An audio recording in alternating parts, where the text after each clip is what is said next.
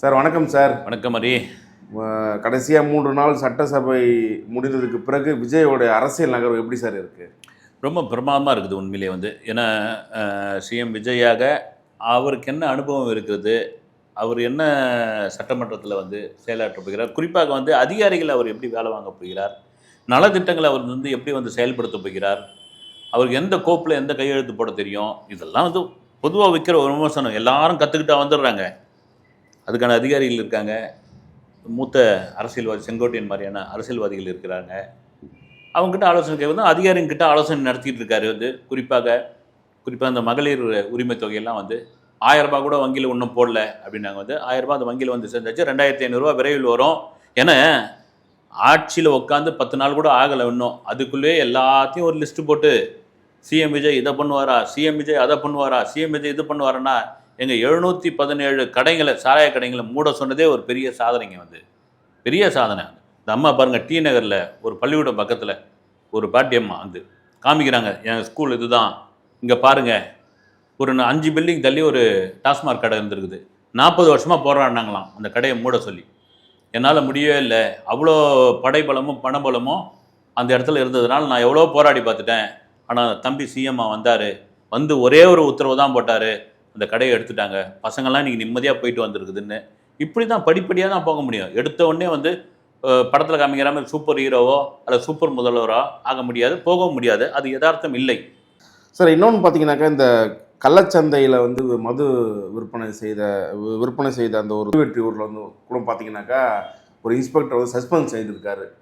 இதெல்லாம் எப்படி சார் பார்க்குறீங்க? சட்டம் எல்லாருக்கும் பொதுவானது தான் அப்படின்ற பொழுது நீங்கள் தப்பு பண்ணுறவங்க யாராக இருந்தால் நான் அவரே சொன்னார், என்னுடைய எம்எல்ஏக்களோ என்னுடைய கட்சி சார்ந்தவர்களோ குறிப்பாக என்னுடைய சட்டமன்ற உறுப்பினர்களோ யாரும் 1 ரூபா கூட நாங்கள் வாங்க மாட்டோம், 1 ரூபா கூட நாங்கள் திருட மாட்டோம், நான் உட்பட. அப்படி யாராவது அப்படி ஒரு புகார் வந்தால் அவங்க மீது விசாரித்து உண்மையாக இருந்தால் அவர்கள் மீது கண்டிப்பாக நடவடிக்கை எடுக்கப்படும். இது சாமானியர்களுக்கான ஆட்சி. இது இங்கே எல்லாருக்கும் சரிசமம் ஒன்று தான் அப்படின் பொழுது அது யாராக இருந்தாலும் சரி, காவல்துறை அதிகாரியாக இருந்தாலும் சரி, மற்றவங்களாக இருந்தாலும் சரி, சட்டம் ஒன்று தான் அப்படின்னு அதை மக்கள் வரவேற்கிறாங்க. சார், ஏற்கனவே இந்த பரந்தூர் விஷயத்தில் விஜய் நான் இருக்கேன் அப்படின்லாம் சொல்லி அங்கே போய் ஆதரவு கொடுத்துருக்காரு. முதலமைச்சர் ஆனது பிறகு என்ன மாதிரியான முடிவு சார் எடுப்பார் அவர்? நிச்சயமாக பரந்தூர் விவகாரம் அது ஏன்னா ஒரு மாநிலத்துக்கான பிரச்சனை, மாநில சம்மந்தப்பட்ட ஒரு பிரச்சனை தாண்டி மாநில சம்மந்தப்பட்ட ஒரு திட்டமே கிடையாது. ஒரு மத்திய அரசினுடைய திட்டம். மிக முக்கியமாக ஒரு சென்னையில் இருக்கிற மீனம்பாக்கம் ஏர்போர்ட் ரொம்ப அப்போ அந்த காலகட்டத்தில் அது ஒரு பெரிய ஏர்போர்ட்டு. இன்றைக்கி சென்னை மாநகரமே பெரிய வளர்ச்சி அடைஞ்சிடுச்சு, மக்கள் தொகை அதிகமாகிடுச்சு, விமான பயன்பாடு மக்கள்கிட்ட ரொம்ப ஈஸியாக ஆகிப்போச்சு. இன்றைக்கி நிறைய ஊர்களுக்கு விமானம் போயிட்டுருக்கு. குறிப்பாக மீனம்பாக்கத்தில் இருக்கிற அந்த விமான நிலையத்தில் இன்டர்நேஷ்னல் ஃப்ளைட்டு நிறைய இறங்க முடியல. ரொம்ப சின்ன விமானம், நேரடியாக லண்டனுக்கு போக முடியல, அமெரிக்காவுக்கு நேரடி ஃப்ளைட் இல்லை, ஆஸ்திரேலியா நியூசிலாந்துக்கு இல்லை, கனெக்டிங் ஃப்ளைட்டில் தான் போக வேண்டியதாக இருக்குது. இல்லைனா மும்பை டெல்லி மாதிரியான நகரங்களுக்கு போய் தான் போக வேண்டியது சூழ்நிலை இருக்குது. அப்படின்பொழுது இந்த விமான நிலையத்தை விரிவாக்கம் அப்படின்ற ஒரு விஷயம் அது விரிவாக்கம் பண்ண முடியாது. பின்னாடி குடியிருப்புகள்லாம் நிறைய இருக்கிறதுனால மாற்றாக ஒரு பெரிய இன்டர்நேஷ்னல் விமான நிலையம் ஒன்று வேணும் அப்படின்பொழுது இந்த பரந்தூரை தேர்ந்தெடுத்திருக்காங்க. அதில் தொடர்ச்சியாக ஒரு 13 கிராம மக்கள் ஏகனாபுரம் சார்ந்த அந்த பகுதியில் உள்ள 13 கிராம மக்கள் தொடர்ச்சியாக அதை போராட்டம் நடத்திட்டு வராங்க. இந்த நிலத்தை கையகப்படுத்துவதில் எங்களுக்கு தான் விவசாய நிலம், எங்களுடைய வாழ்வாதாரமே அதுதான், நீங்கள் எவ்வளோ லட்சம் கொடுத்தாலும் எவ்வளோ கோடி கொடுத்தாலும் நாங்கள் அந்த நிலங்களை கொடுக்க மாட்டோம் அப்படின்பொழுது, இல்லை ஒரு நகரம் ஒரு மாநிலம் வளர்ச்சி அடைய வேண்டும் என்றால் இந்த மாதிரி திட்டங்கள்லாம் வந்தாங்கன்னா நீங்கள் நிலத்தை கொடுத்து தான் ஆகணும், அப்போ தான் நகரம் வளரும் அப்படின்பொழுது அதுக்கு பல அரசியல் தலைவர்கள்லாம் அந்த சமயத்தில் ஆதரவு கொடுத்துருந்தாங்க, போராட்ட களத்துக்கு போயிருந்தாங்க. ஆனால் 2025 ஜனவரி மாதம் விஜய் அந்த போராட்ட களத்திற்கு போய் அந்த மக்களை சந்தித்த பிறகு அது தேசிய ஊடகங்களில் பெரிய அளவில் பேசப்பட்டது. இப்போ அது சம்மந்தமான அதிகாரிகள்கிட்ட நேற்று அவர் சட்டசபையில் பேசியிருக்கார். பேசுனது எல்லாரும் வரவேற்றிருக்காங்க. அது விஜய் தன்னிச்சையாக அந்த முடிவை எடுக்க முடியாது, அதை முதல்வர் விஜயாக அதை எடுக்க முடியாது. மத்திய அரசனுடன் கண்டிப்பாக கலந்து ஆலோசிப்பார். அது என்னன்னு பார்ப்போம். சார், தென்னிந்திய நடிகர் சங்கம் போய் இன்றைக்கி பார்த்துருக்காங்க முதலமைச்சர் விஜயை. அதில் குறிப்பாக நாசர், கருணாஸ் இவங்களை பற்றி பெரும் பேசும் பொருளாக இருக்குல்ல சார், இது எப்படி சார் பார்க்குறீங்க?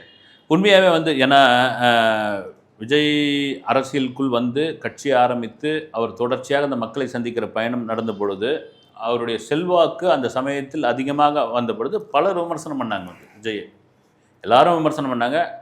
அதில் கடுமையாக விமர்சனம் பண்ணுறது நடிகர் கருணாஸ். அது எதிர்பார்த்து தான் பயங்கரமாக பேசுனாங்க, எல்லாரும் பேசுனாங்க. அப்புறம் நாசர்லாம் அப்படி பேசுவாரா அப்படின்லாம் கூட எதிர்பார்த்தாங்க. ஒரு மீட்டிங்கில் அநேகமாக ராயபுரத்துலேயோ அதில் திருவொற்றியூர்லேயே நடந்த ஒரு மீட்டிங்கில் வந்து ரொம்ப கொஞ்சம் இதுவாகவே பேசிட்டார். ஏன்னா நாசர்லாம் வந்து ரொம்ப நியூட்ரலான ஒருத்தர் வந்து அவருக்கு என்ன நிர்பந்தமோ அப்படின்லாம் இருந்தப்போ நிறைய தாவேக்கா தொண்டர்கள்லாம் கூட எதிர்குறல்லாம் கொடுத்துருந்தாங்க வந்து.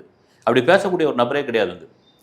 ஆனால் ஒரு வாழ்த்து சொல்கிறதுக்காக ஒரு மரியாதை நிமித்தமாக தென்னிந்திய நடிகர் சங்கம் சார்பாக அவர், அப்புறமா கருணாசு, கார்த்தி, பூச்சி முருகன் இவர்கள்லாம் வந்து சந்திச்சுட்டு போயிருக்காங்க.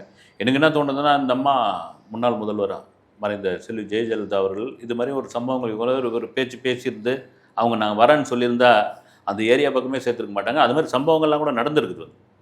ஒரு ஆனால் விஜய் எப்படி இருக்குமா அப்படி வந்து கட் அண்ட் ரைட்டாலாம் ஆட்சி பண்ண மாட்டார். அவர் பண்ணக்கூடாது வந்து எல்லோரும் கூட ஒத்து போகிற மாதிரி ரைட். இன்றைக்கி நான் பேசுவாங்க, நாளைக்கு நம்ம கட்சியிலே வருவாங்க, நாளைக்கு நம்மளை பற்றி புகழ்ந்து பேசுவாங்க, ரைட். அவங்களுக்கு பேசுறதுக்கு என்ன நிர்பந்தம் இருந்ததோ அப்படின்னு இது பண்ணிவிடுவார். ஆனால் அதே வேளையில் வந்து நான் இதை தான் ரிவைண்ட் பண்ணி பார்த்தேன் வந்து அந்த அம்மாவாக இருந்ததான் நான் நிச்சயமாக அவங்களுக்கு அப்பாயின்மெண்ட் கொடுத்தே இருக்க மாட்டாங்க. சார், எங்கள் ஆட்சி அமைந்தால் பெண்களுக்கு முழு பாதுகாப்பு வழங்கப்படும் அப்படின்னு சொல்லி சிஎம் விஜய் அவர்கள் சொல்லியிருந்தார். இப்போது அந்த சிங்கப்பெண் அதிரடி திட்டம் இதெல்லாம் கொண்டு வந்திருக்கல சார், இதெல்லாம் எப்படி சார் பார்க்குறீங்க? அது உடனே நடைமுறைப்படுத்துறதெல்லாம் எப்படி சார் பார்க்குறீங்க? இல்லை, சிங்கப்பெண் திட்டம் அப்படின்னு ஒரு நல்ல விஷயந்தான் வந்து. சிங்கப்பெண் அதிரடி படை அப்படின்னு கொண்டு வந்திருக்காங்க வந்து. பெண்கள் இது பண்ணது, பெண்களுக்கான பாதுகாப்பு. கடந்த ஆட்சியில் அதுக்கு முந்தைய ஆட்சியெல்லாம் நிறைய விமர்சனங்கள் வந்து பெண்களுக்கு பாதுகாப்பு அப்படின்ற ஒரு விஷயம் பெரிய கேள்விக்குறியாக இருக்குதுன்னு வந்து சௌமியா அன்புமணி அவர்கள் கூட பார்த்தீங்கன்னா, எம்எல்ஏ அவர்கள் திருமதி சௌமியா அன்புமணி அவங்களுடைய கூட சட்டசபை கூட்டத்தில் பேசியிருந்தாங்க வந்து. ஒரு பாட்டி வீட்டுக்கு வந்த குழந்தை கூட விட மாட்டேன்றாங்க, லீவுக்கு வந்த குழந்தைய கூட விட மாட்டேன்றாங்க, ஒரு 72-75 வயது மூதாட்டியை கூட விட மாட்டேன்றாங்க. அந்த அளவுக்கு பெண்களுக்கு பாதுகாப்பு இல்லை. ஒரு பேருந்தில் போயிட்டு திரும்ப வீட்டுக்கு வரது, ஒரு தொடர் வண்டியில் போயிட்டு திரும்ப வரது பெரிய கேள்விக்குறியாக இருந்தது. நீங்கள் பார்த்துங்க தம்பி, ஏன்னா நாங்கள்லாம் வந்து பெண்களாக வந்திருக்கிறோம் இங்கே, நீங்கள் வந்து இந்த பெண்களுக்கு பாதுகாப்புன்ற ஒரு விஷயத்தை நீங்கள் உறுதிப்படுத்துங்க அப்படின்னு சொன்னால் பக்கத்துலேயே அவங்க பிரேமலதா விஜயகாந்த் அந்த ஸ்பீச்சை கேட்டுக்கிட்டு இருந்தாங்க. அதே வேளையில் திரு விஜய் அவர்கள் பெண்கள் பாதுகாப்பு ரொம்ப முக்கியம் அப்படின்றத வந்து தன்னுடைய பரப்புரையில் முக்கிய விஷயமாக பேசி தான் அவர் இந்த ஆட்சிக்கு வந்திருக்காரு அப்படின்பொழுது அவங்களுக்கான ஒரு நம்பிக்கை கொடுக்குற மாதிரி, ஒரு நம்பிக்கையை கொடுக்குற மாதிரி. ஏன்னா அது கூட நிறைய பேர் விமர்சனம் பண்ணுறாங்க வந்து. ஒருத்தர் ஒரு மூத்த அரசியல்வாதி கூட சொல்லியிருந்தார் வந்து, அது என்னங்க வந்து பெண்கள் சிங்கப்படை அப்படின்னு. அப்போ அந்த பெண்கள் சிங்கப்படை யாராவது ஒருத்தன் தொந்தரவு பண்ணானா இப்போ ஆண்கள் சிங்கப்படை தானே போய் ஆகணும் அப்படின்லாம் சொல்லியிருந்தார். அப்படி நீங்கள் பெண்களை வந்து இலக்காரமாலாம் எடை போட்டுறாதீங்க.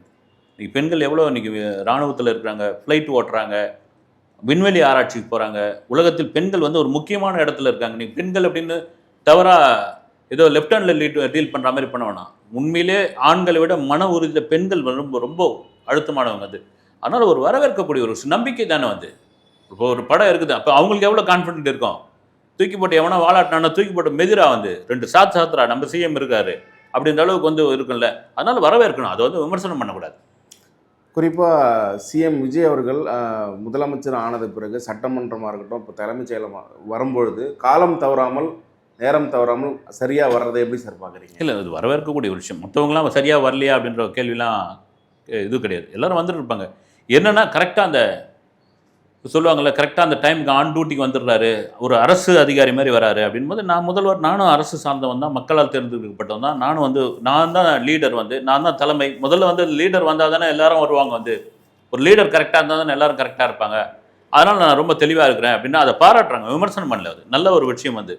அதுவும் வந்து என்ன சொல்கிறாங்க, சாப்பாடோடு வந்துடுறாரு அவர் அப்படின்னு. அதை கூட சில பேர் கிண்டல் பண்ணியிருந்தாங்க, கட்டுச்சோரோடு வராருன்னு சொல்லிட்டு. கட்டுச்சோறு வந்து ஒரு பழைய தமிழ் சொல் தானே வந்து, இதில் என்ன இருக்குது வந்து, அதை பற்றி அவரே கவலைப்படல வந்து. வரவேற்கக்கூடிய விஷயம். முதல்ல வந்து அதிகாரிகளோ அதில் உயர் பதவியில் இருக்கணும், முதல்ல வந்துட்டாங்கன்னா கீழே இருக்கணும், பயந்துன்னு வந்துடுவாங்க.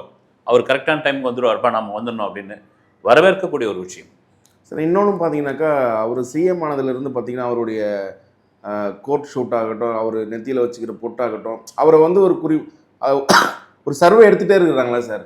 அதுக்கான பின்புலம் என்ன சார்? இல்லை, அது சர்வே எடுத்தை தாண்டி ஒரு டீகோட் பண்ணிக்கிட்டே இருக்கிறாங்க வந்து. அது கோட்டு வந்து எங்கே வாங்குது, கோட்டு எங்கே தைச்சுது, கருப்பு கலர் கோட்டு ஏன் போடுறாரு, அப்புறம் வந்து எல்லாரும் வேஷ்டி சட்டையில் தானே இருந்தாங்க, இவர் ஏன் கோட்டுக்கு மாறினார், ஏன் மாறக்கூடாதா அப்படின்ற ஒரு கேள்வி இருக்குது. மழை காலம் வந்துட்டு அவர் கோட்டு போட்டுன்னு எப்படி ரோட்டில் இறங்குவார், அது அவருடைய பிரச்சனை.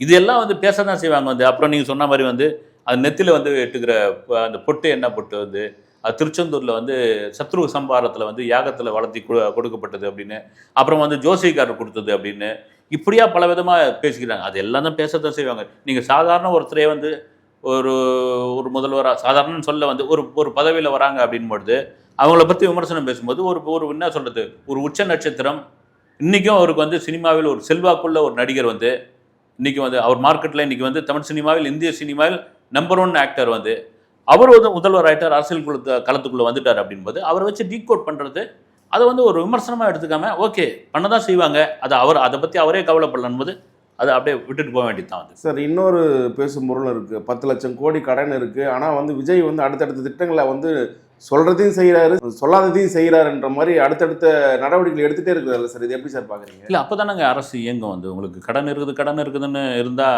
அரசு நடத்தவே முடியாது வந்து. அதே கூட முன்னாள் முதலமைச்சர் ஸ்டாலின் அவர்கள் சொல்லியிருந்தார் வந்து, எடுத்த உடனே வந்து 10 லட்சம் கடன் இருக்குதுன்னு சொல்லாதீங்க, இருக்கிறத வச்சு சிறப்பான ஆட்சியை கொடுப்போம், மக்களுக்கு நம்பிக்கையான ஒரு ஆட்சியை கொடுப்போம், மக்களுக்கான நலத்திட்டங்களை சிறப்பாக செய்வோன்னு அதை ஆரம்பிங்கன்னு அதை தான் செஞ்சுக்கிட்டு இருக்காரு. கண்டிப்பாக மத்திய அரசினுடைய துணை வேண்டும், மத்திய அரசுடைய சப்போர்ட் இருக்கணும். செய்யும்போது இந்த இந்த வர வாரத்தில் வந்து பிரதமர் மோடி, உங்களை முக்கிய அமைச்சர்கள், எதிர்க்கட்சி தலைவர் சோனியா காந்தி, ராகுல் காந்தி எல்லாம் போய் டெல்லியில் சந்திக்க உள்ளார் வந்து. அப்போது ஒரு பேச்சுவார்த்தை தமிழகத்துக்கான வந்து நிதி நிலைமைக்கான திட்டங்களுக்கு வந்து அவர் நிதி கேட்கறதுக்கான வாய்ப்புகள் நிறைய இருக்குது. திருச்சி கிழக்கில் அவர் வந்து ரிசைன் பண்ணியிருக்காரு, அங்கே யாரை சார் நிற்க வைக்கிறத ஒரு ஐடியா இருக்குது? இல்லை திருச்சி கிழக்கில் வந்து ஒரு தாவேகா சார்பில் வந்து இவர் தான் சொல்லாமல் கூப்பா கிருஷ்ணன் முன்னாள் அமைச்சர் அவருக்கு வாய்ப்பு கொடுக்கலான்னு இருக்குது. அப்புறம் சகாயம் ஐஏஎஸ் அவர்களுக்கு இது பண்ணலாம் இருக்குது. அப்புறமா திருச்சியில் வந்து திமுக சார்பில் மாவட்ட செயலாளர்களுடைய கூட்டம் நடத்தின அன்பில் மகேஷ் அவர்கள் அவர் என்ன பண்ணியிருக்காரு, நம்ம தலைவரையே நிற்க வைப்போம், ஸ்டாலின் அவர்கள் நிற்க வைப்போம், அவர் ஜெயிக்கிட்டோம், சட்டசபைக்கு அவர் போட்டோம். இது மாதிரியான திருச்சி கிழக்கு ஒரு முக்கியமான தொகுதியாக பார்க்கப்பட்டிருக்குது. இன்னொரு முக்கியமான ஒரு விஷயம் என்னென்னா அதுக்கு தேர்தல், அதாவது வந்து அதில் ரிசைன் பண்ணியாச்சு, இப்போ இடைத்தேர்தல் அதில் வந்து நடத்தி ஆகணும். ஒரு 6 மாதத்திற்குள் தேர்தல் இடைத்தேர்தல் நடத்தி வருவாங்க. இதில் எந்தெந்த கட்சியில் யார் நிற்க போகிறாங்க, ஒருவேளை அதிமுகவிலேருந்து யாரும் நிற்கலையா, அல்லது இது வந்து டிவிகேலேருந்து டிஎம்கேலேருந்து 2 முறை போட்டியாக இருக்குமா அப்படின்றது வந்து ஒரு பெரிய எதிர்பார்ப்பில் இருக்குது. கருத்துக்கு ரொம்ப நன்றி சார். பொறுத்து வணக்கம்.